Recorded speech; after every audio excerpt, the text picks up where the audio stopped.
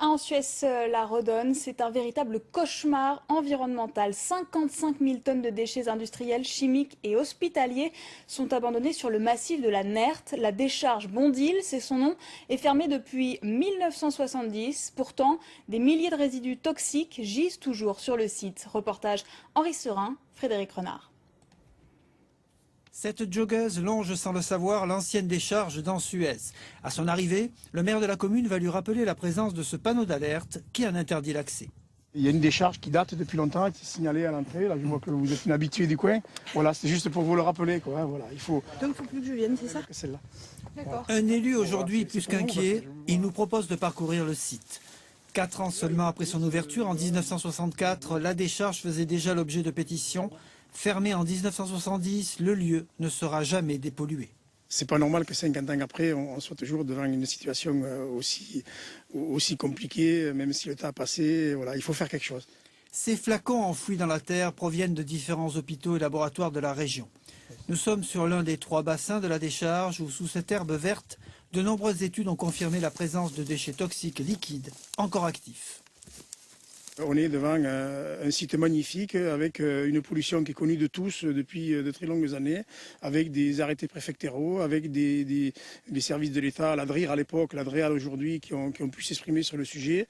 Un propriétaire identifié, qui est la famille Bondil, avec des héritiers.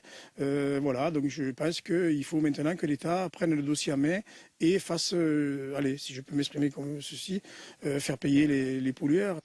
Le propriétaire des lieux se dit prêt à céder le terrain, mais refuse d'en assurer la dépollution. Solution envisagée par la mairie, la création d'une ferme photovoltaïque, un projet assurant en amont la réhabilitation du site.